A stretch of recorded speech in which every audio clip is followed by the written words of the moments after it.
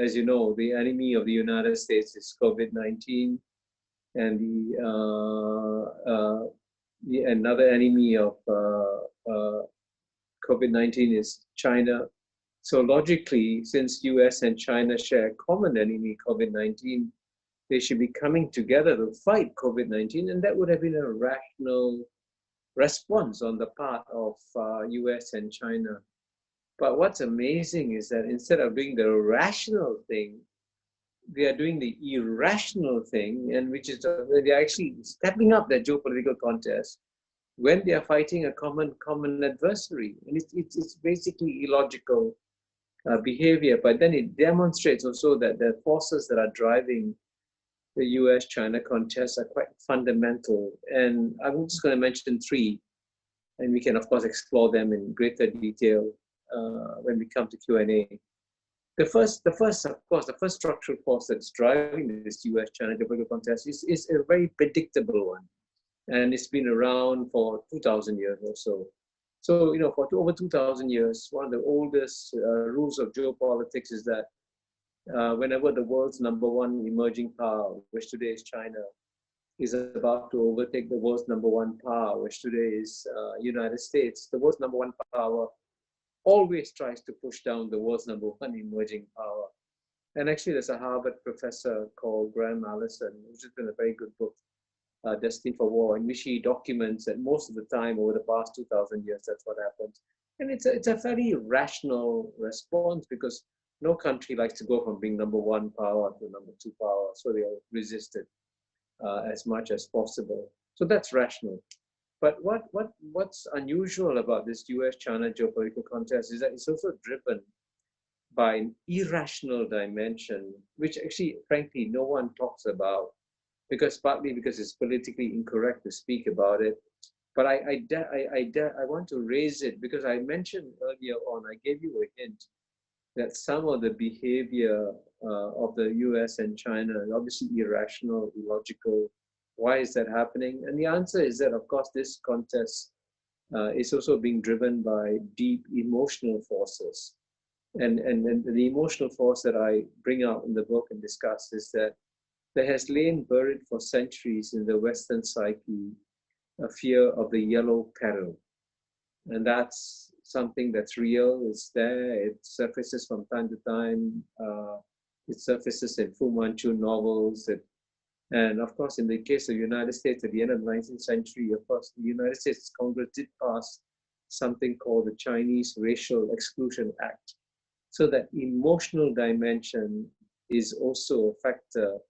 And I think if you want to understand why some of the actions taken by the United States, and to some extent actually self-damaging, why is that happening? It's because this contest is being driven by emotional forces too. And the third structural force that also explains the tenacity of the US-China geopolitical contest is the fact that there was a very widely held expectation in the United States that as the United States engaged China, United States would open up China's economy, and after China opened up China's economy, China's political system would open up, and after China's political system opens up, China becomes a liberal democracy, and then the United States and China can live happily ever after. Now, this may sound like a fairy tale, but actually several very leading Americans' minds have actually confirmed that was the American expectation. In fact, Kurt Campbell was an Assistant Secretary of State for East Asia, has actually published an article in the magazine Foreign Affairs saying this, and for some of you who may have read the recent book by John Bolton, he also confirms that was the expectation. Now, this expectation is important to emphasize because what's unusual about the US-China geopolitical contest is that when in the US today, whatever President Trump does, the Democrats oppose him. It's almost automatic. Whatever Trump does is by definition bad.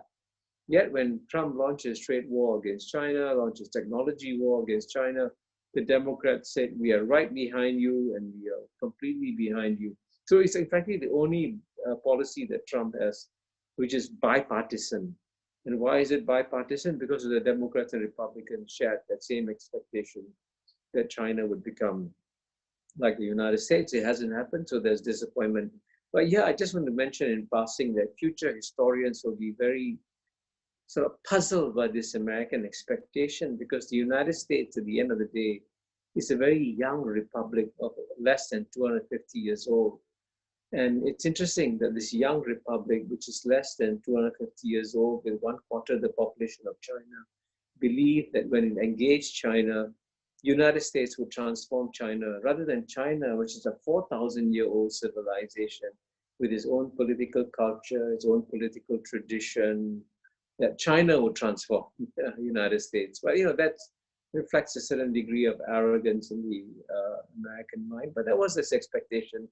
So what's happened, therefore, as a result of these structural forces, the U.S.-China geopolitical contest has gained momentum, and so even gained momentum, as I said earlier, despite COVID-19. But what is puzzling about the U.S. behavior in this U.S.-China geopolitical contest is that even though the United States has launched this contest against China, there's no doubt whatsoever, the actions speak loudly, the United States actually hasn't worked out a comprehensive long-term strategy on how to manage China. And here I must say that the man who gave me this insight was Henry Kissinger. When I was doing research for my book 2 years ago, I took a 1-year sabbatical in 2018. And during my sabbatical, I spent 2 months in New York and had a one-on-one lunch with Henry Kissinger, a wonderful lunch. And after the lunch, I was trying to figure out what's the big message that Henry Kissinger was trying to convey to me. And it was very clear that the big message he's trying to convey to me was that US has launched this contest without working out a comprehensive long-term strategy. So I got his permission to cite him in my book. But it's not just Kissinger who would have this insight. I think anybody who's a serious strategic thinker would come to the conclusion too. And here, and the way to demonstrate this is to compare what the United States is doing vis-a-vis China with what it did when it launched this geopolitical contest against the Soviet Union in the late 1940s. And at that time, one of the leading geopolitical thinkers in America is a very famous name called George Kennan. And Kennan gave very wise advice to the United States when it embarked on its contest against the Soviet Union. Of course, he advocated a containment policy, but he later said he was misunderstood in his advocacy of the containment policy. But even so, even when he was advocating containment of Soviet Union, George Kennan gave some very valuable pieces of advice. For example, the first piece of advice he gave is that the outcome of the contest with the Soviet Union at the end of the day would depend not on who's got the larger military, not on the number of bullets and bombs that countries have. You see, at the end of the day, the outcome of the contest between the United States and Soviet Union will be determined by which society is more vibrant, more dynamic, and the words he used was which society would have greater spiritual vitality. And at the end of the day, he was proven right, of course. Remember Khrushchev famously saying the Soviet Union will bypass the United States. It never happened. The United States always remained the more dynamic and more vibrant society.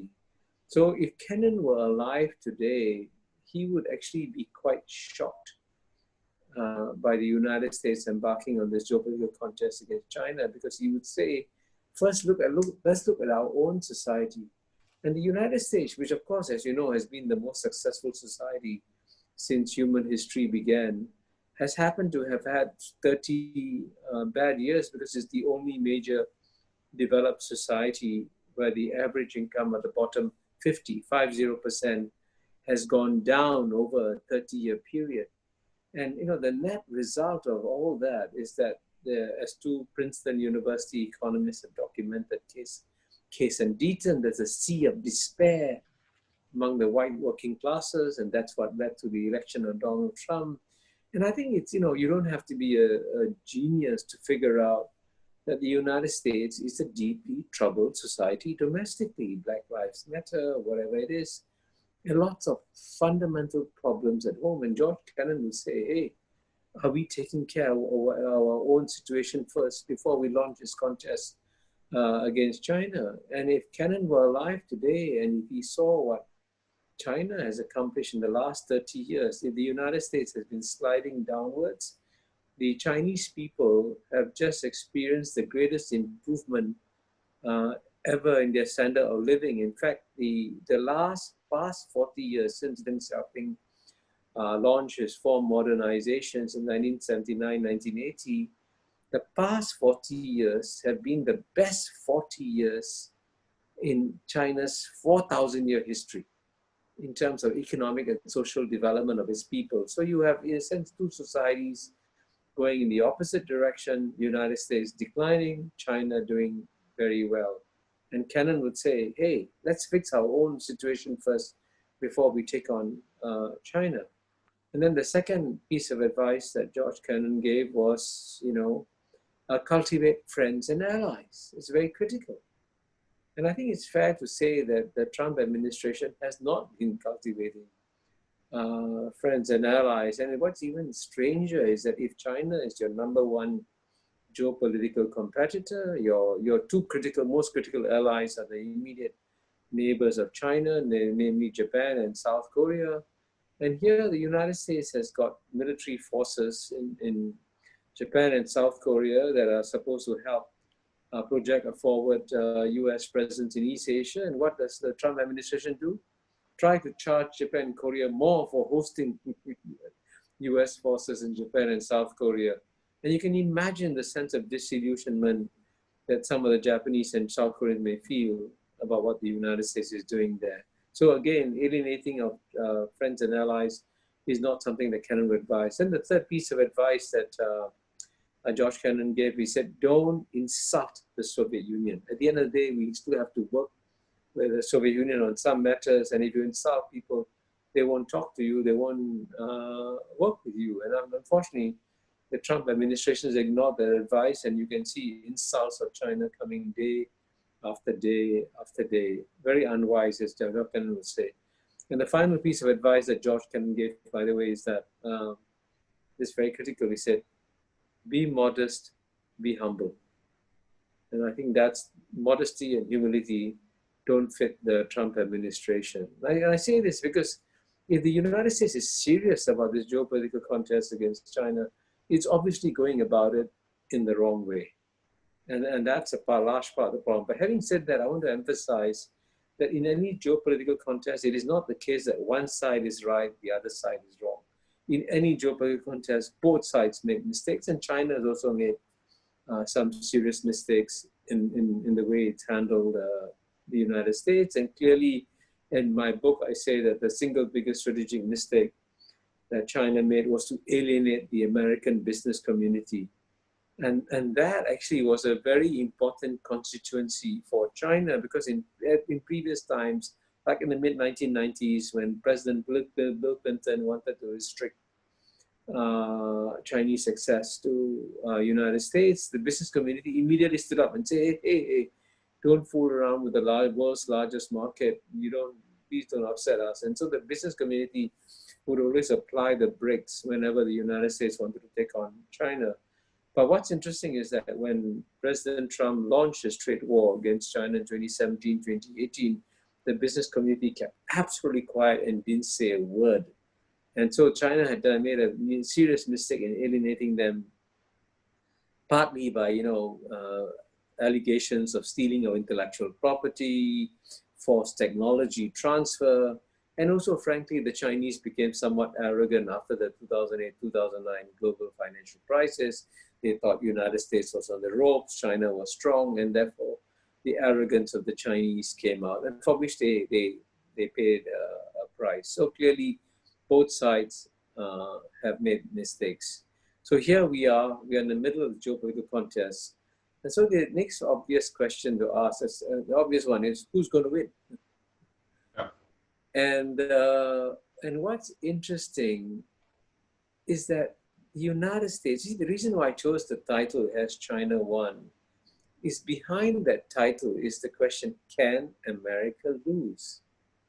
And what's amazing is that the United States cannot conceive of the possibility of losing. It's impossible. United States always wins. And it's true. I mean, for the past 100 years, the United States has won every major contest.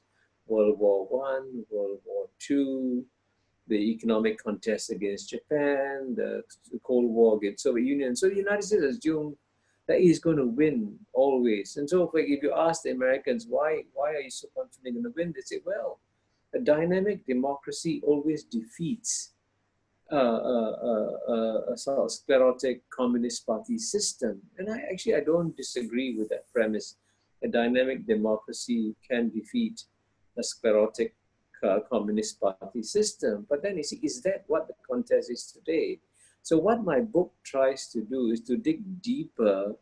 And you mentioned the quote from the Times, where I try and dig deeper and look at the deeper strengths of American society and Chinese society, because at the end of the day, that's what's going to determine the outcome of the contest between United States and China. And in the case of China, in the case of United States, start United States first, it was a dynamic society, a dynamic democracy. We had a government of the people, by the people, for the people.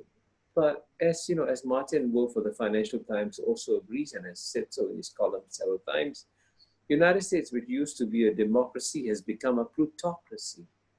And you know, as he says, it's a government of the people, for the rich, by the rich.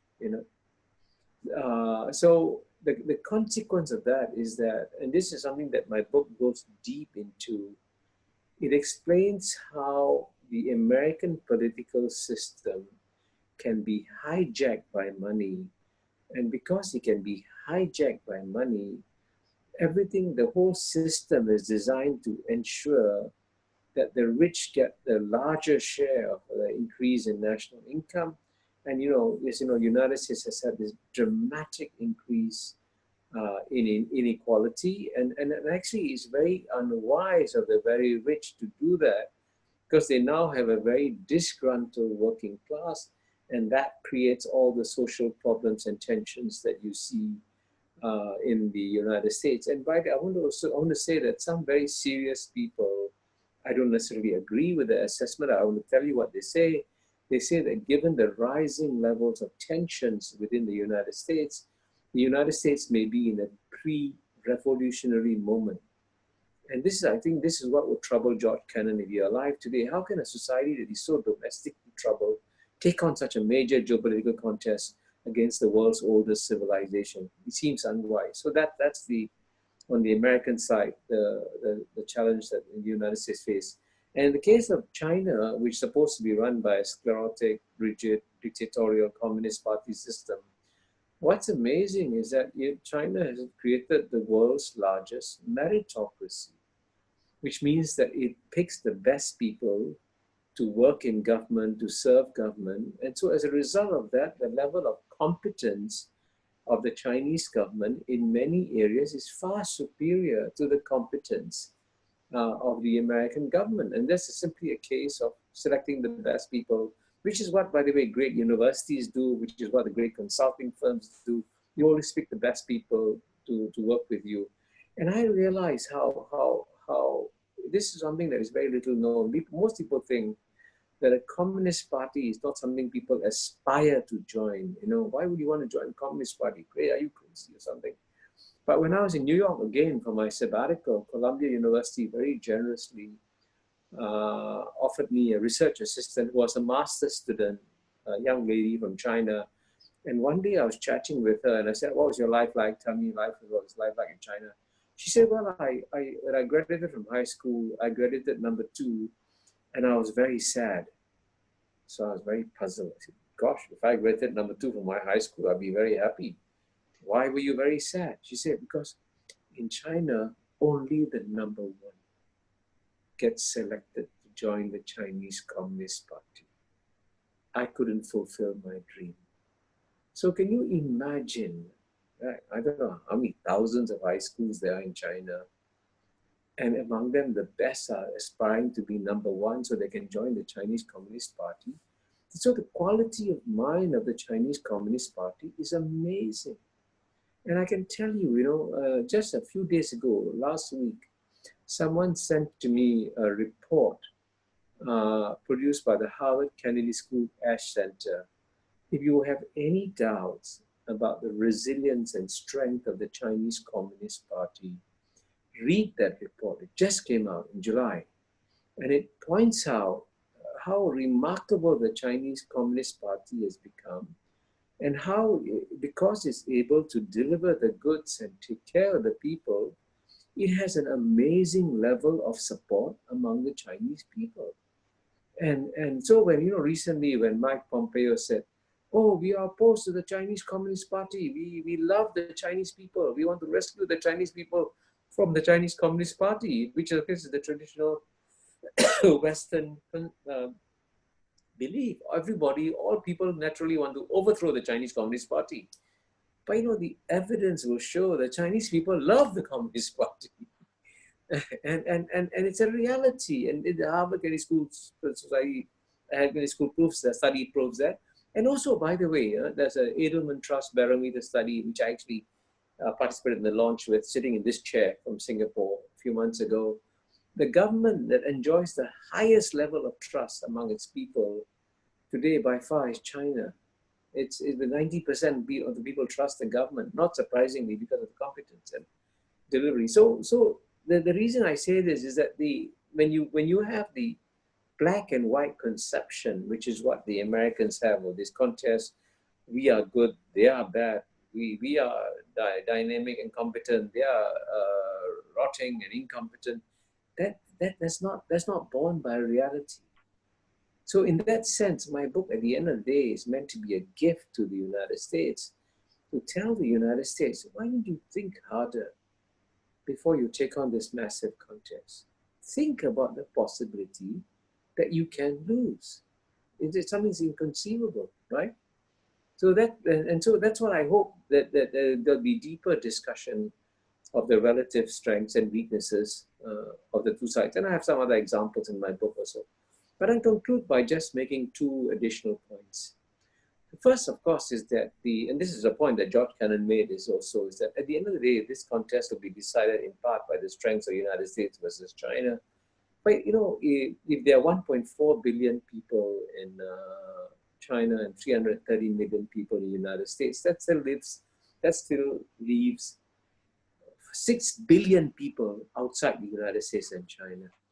And I think if you poll the 6 billion people today, especially after COVID-19, the 6 billion people, by and large, don't want to get involved in this U.S. China geopolitical contest. They have more important things to do, and they're not enthusiastically rushing to join either side. And I would say, with a possible exception of the current government in Australia, most of the other countries have been very cautious and very careful about taking sides in this geopolitical contest, because countries have other things to do. And in fact, if you took a poll of countries, they could send a message. The one message they would send to both Washington, D.C. and Beijing is peace. Let's take care of COVID-19. Let's restart the global economy.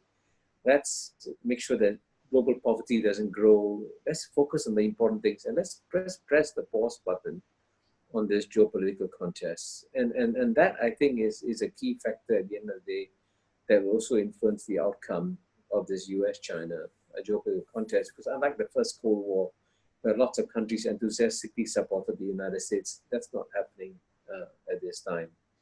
So my final point is to conclude, in a sense, by asking, is it conceivable that we can persuade the US and China not just to press the temporary pause button of the US-China geopolitical contest, but actually try to work out a new deal, a new arrangement with each other? And that's how I conclude my book, by pointing out that I speak about a term that is rarely used, actually, in English, the 5 non-contradictions between the United States and China. And I'll just mention 2.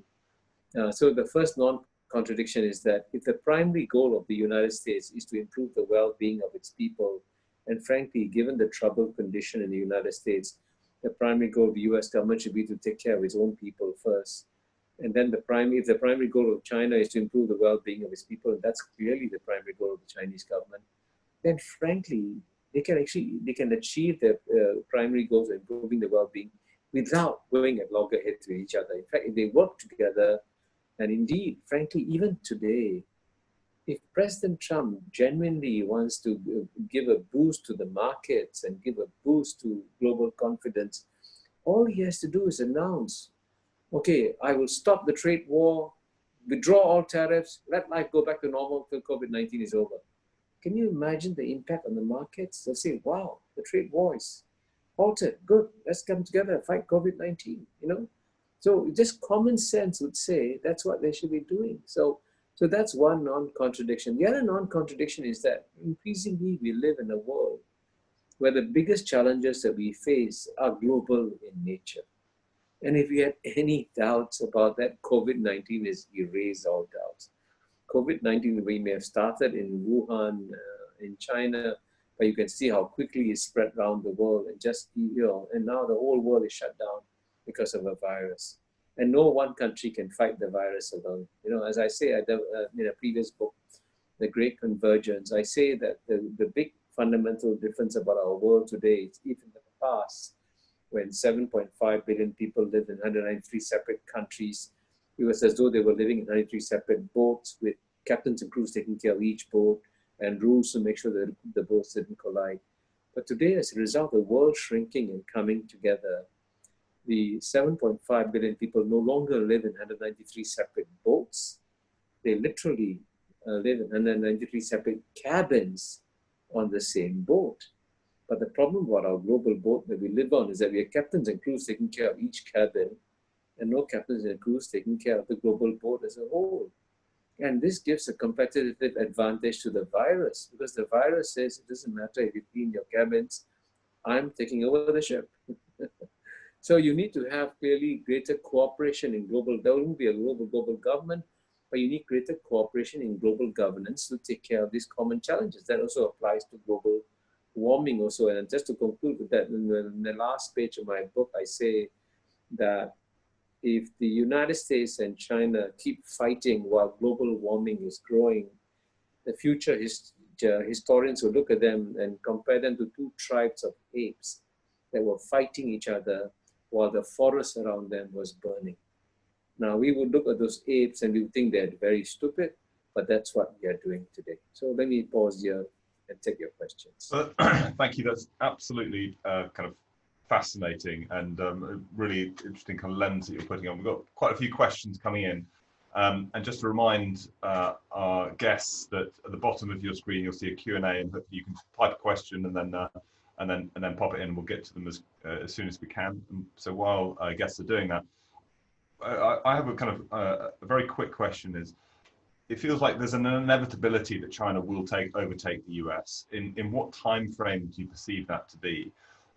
Because I look at it from a military angle and from an expenditure saying, China has 2 aircraft carriers where America has 20. China has 4,000 aircraft where America has 12,000. America's budget on military spending is 600 billion a year, where China is 200 billion a year. That seems like a vast gap to close down. And so at what time frame do you think that America will perceive China to be a really strategic threat? Well, I'm really glad you raised the military budget because number one, the key point is that when you say when will China overtake the United States, to go back to the Kennan's point, the key factor here will be which country has the larger gross national product, GNP, larger economy. And, as you know, these projections, it all depends on what you factor to be the growth rate. But I would say even if the United States keeps going at 2%, which is possible, and China grows at 6 to 7%, and by the rule of 72, they would double their GNP in 12 years, right? So it's a matter of time, and actually it doesn't matter whether it happens in 10 years, 15 years, 20 years. It's going to happen. So your view is over the next 12 years, that we Yeah, might so China China is going to have a larger GNP. Now, the next question, which is an interesting one, is that when China has the larger GNP, will China be happier or unhappy if the United States keeps spending more on defense? And the answer to the question may surprise you. I actually discussed that at great length in my book, which is that America's defense spending is a gift to China because it's diverting resources into non-productive areas and in ways that do not threaten China. Now, I'm glad you mentioned aircraft carriers because in 1996, when there was actually some tension between the United States and China, President Clinton wanted to send a warning to China against firing missiles across the Taiwan Straits. He sent 2 aircraft carriers, and he threatened to shoot them through Taiwan Straits. In the end, he decided not to do so, not to be too provocative, but he still sent 2 aircraft carriers, and the Chinese discovered how defenseless they were. But today, if there's a crisis in the Taiwan Straits, I guarantee you that the United States will not send 2 aircraft carriers into the Taiwan Straits because, as a Harvard professor Tim Colton told me, the Chinese have developed hypersonic superpowers missiles that will make these aircraft carriers complete sitting ducks. They become sitting ducks. And I actually had a lunch in Singapore. I sat next to a lady who was worked with the Pentagon for many years, and she said, "Kishore, we have done our war gaming in all these scenarios now, and our Navy now has to stay very far away from China. We cannot win. We are now outgunned already." So even though the American defense budget is much bigger, it is not an asset of the United States. And in fact, in my book, I have a chapter called "Can America Make U-Turns?" The most sensible thing the United States should do immediately is to cut its defense budget by half, because that's not where the contest is going to be, and invest that money in R&D. But of course, the United States has had a tradition of having brilliant defense secretaries, but the brilliant defense secretaries cannot cut the budget because the budget, once again, is controlled by congressional lobbies, where there's a piece of the pie is given to everybody, and the budget cannot be cut. And the fact that the budget cannot be cut is a competitive advantage for China.